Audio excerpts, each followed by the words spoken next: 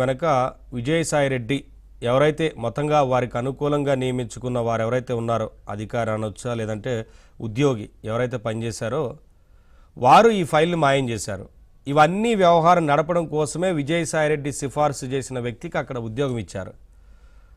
వారెవరో కాదు, ఇప్పుడు అంటే అసిస్టెంట్ కమిషనర్గా పనిచేసిన వారి సోదరు అనేది కొంత అర్థమవుతా ఉంది. అంటే చూడండి, ఒక వ్యవహారాన్ని నడపడం కోసం వారికి అనుకూలమైన వ్యక్తుల్ని ఉద్యోగంలో నియమించుకున్నారు. కనీసం అపాయింట్మెంట్ ఆర్డర్ కూడా లేకుండా వాట్సాప్ ద్వారానే మొత్తం పనులన్నీ చక్కబెట్టారు.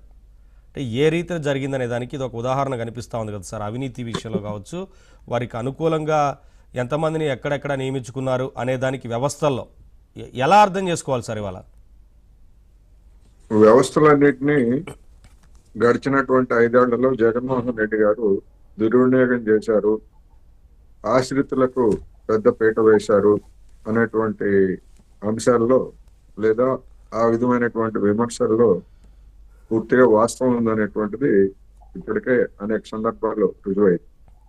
దానిలో ఫైబర్ నెట్ కూడా ఒకటి. ఇప్పుడు ఆ ఫైబర్ నెట్ కి సంబంధించినటువంటి ఫైళ్లని మాయం చేశారా లేకపోతే ధ్వంసం చేశారా అనేటువంటిది తేల్చాల్సి ఉంది.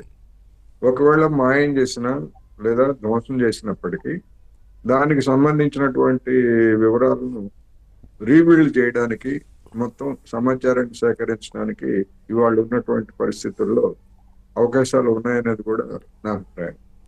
ఎందుకు అంటే వాళ్ళకి ఇచ్చినటువంటి వేతనాలకు సంబంధించినటువంటి బిల్లులు కానీ లేదా వాళ్ళు ఏ బ్యాంకు అకౌంట్ల ద్వారా ఎట్లా చెల్లించారు, ఏమిటి, ఎంతకాలం చెల్లించారు, ఎంత మొత్తం చెల్లించారు అనేటువంటి వివరాలన్నింటినీ కూడా వాటన్నిటిని సేకరించవచ్చు.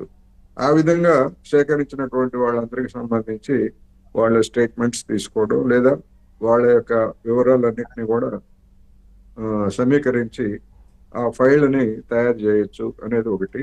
రెండవది, నిజంగానే ధ్వంసం చేసి ఇస్తే అది చాలా నేరం అవుతుంది, నేరపూరితం అవుతుంది. ఆ నేరానికి పాల్పడినందుకు గాను వాళ్ళ మీద కేసులు బనాయించడం, ఇటువంటివన్నీ కూడా చట్టపరంగా ఏమి చేయాలో వాటన్నిటిని కూడా తీసుకోవాల్సి ఉంది. అందుకని ఫైబర్ నెట్ కావచ్చు లేదా మనంటే ఇది సందర్భం కనుక ఫైబర్ నెట్ కు సంబంధించి వివరాలు అసలు మొత్తం ప్రభుత్వం దగ్గర ఇప్పుడు మిగిలినటువంటి వివరాలు అంటే ఫైళ్లు ధ్వంసం చేయగా లేకపోతే తస్కరించగా మిగిలి ఉన్నటువంటి వివరాలు ఏమిటి అనేటువంటిది ముందు ప్రభుత్వం వెల్లడించాలి. ఆ వెల్లడించడంతో పాటు వెల్లడిస్తారంటే ఇప్పుడు కేసు దాఖలు చేస్తే వెల్లడించడం అనేటువంటిది కొన్ని సందర్భాల్లో సాధ్యం కాకపోవచ్చు. అందువలన ఉన్నటువంటి ఆధారాలతోటి బిల్డప్ చేసి రీబిల్డప్ చేసి మళ్ళా అటువంటి వాళ్ళందరి మీద కూడా యాక్షన్ తీసుకోవడానికి ప్రభుత్వం ఏం చేస్తున్నది అనేది ఇప్పుడు ఆసక్తి కలిగించేటువంటి అంశం. అందుకని ప్రభుత్వ పెద్దలు మరి ఈ కేసు విషయంలో అయితే చాలా లోతైన దర్యాప్తు అవసరం. ఎందుకంటే ఎంప్లాయీస్ కూడా చాలా రెట్లు పెంచారు ఎంప్లాయీస్ని సంఖ్యను. కనెక్షన్లే తగ్గిపోతున్నప్పుడు ఎంప్లాయీస్ సంఖ్య ఎందుకు పెరుగుతుంది అనేది అర్థం అవ్వలేదు. ఇప్పుడు ఎంతమంది ఎంప్లాయీస్ ఉన్నారు, వాళ్ళు ఎవరు, వాళ్ళ యొక్క అర్హతలు ఏమిటి, వాళ్ళు చేసిన పని ఏమిటి, వాళ్ళకి చెల్లించినటువంటి వేతనాలు ఏమిటి, ఇవన్నీ బయటకు లాగితే దానిలో ఉన్నటువంటి గూడుపుటాని లేదా నిధుల దుర్వినియోగం, అసలు ఆ పేరుతోటి అంటే ఆశ్రితుల పేరుతోటి కొంతమంది బినామీ పేర్లు పెట్టి ఆ పేరుతోటి డబ్బులన్నీ కొట్టేశారా, లేకపోతే నిజంగానే వాళ్ళ చేత ఏదో చిన్న పెద్ద పని చేయించి డబ్బులు ఆ విధంగా దుర్వినియోగం చేశారా ఏమిటనేటువంటి వివరాలు కూడా రావాలి.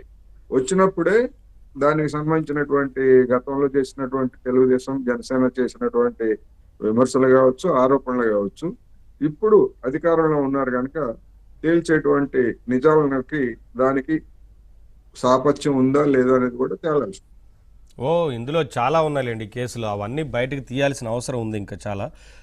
శివపార్వతి గారు ఏం చెప్తారు అంటే ఈ కేసుకు సంబంధించి వారికి అనుకూలంగా ఉండే వారిని ఉద్యోగులుగా నియమించుకోవడం, వారి పనులన్నీ చక్కబెట్టుకోవడం, తర్వాత డబ్బులకు సంబంధించి ఇంకా నిధులకు సంబంధించి ఎంత